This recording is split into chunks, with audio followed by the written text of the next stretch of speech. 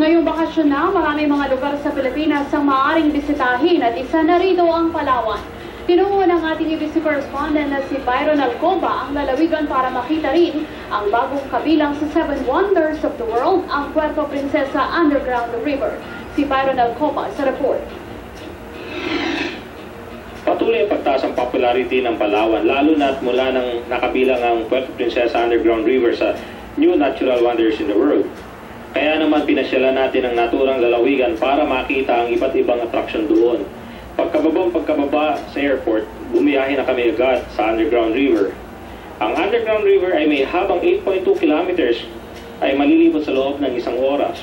Kitang-kita rito ang major formation ng stalagmites at stalactites na ikinamamangha ng mga bumibisita roon. Mayroon din itong malinaw na lagoon at mga matatandang puno. Bago ka sumakay ng bangka, maglalakad ka sa forest trail kung saan makakita ka ng mga bayawak, unggoy at gayon din ang iba't ibang mga hayop. Malinaw at malinis ang beach sa lugar na talagang dinarayo ng mga dayuhan at lokal na turista. Sa pagtaya ng pamahalaan, inaasahang aabot sa 1.2 milyong turista ang bibisita sa lugar habang sa pagsapit ng 2010. Sa ngayon, nasa average ang 1,000 hanggang 1,500 mga turista ang bumibisita araw-araw sa Puerto Princesa Underground River.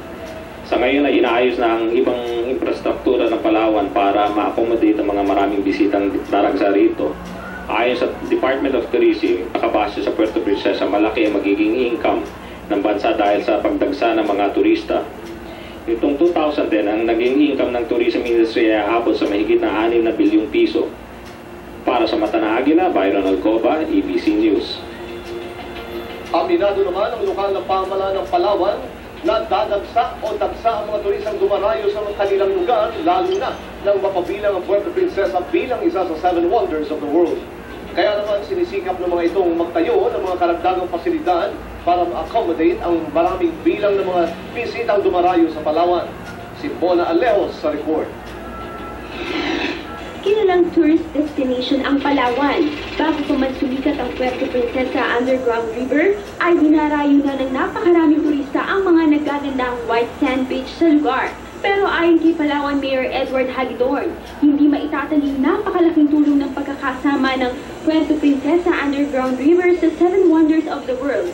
Halos kalahati na nga aniya ng mga turistang nagnanais makapasok sa Underground River araw-araw ang hindi na ma-accommodate. We are having a hard time now trying to accommodate more than 1,300, 1,400 daily visitors when our carrying capacity, our self-imposed carrying capacity actually is 700 only. Yes, these are welcome problems, as I was saying earlier.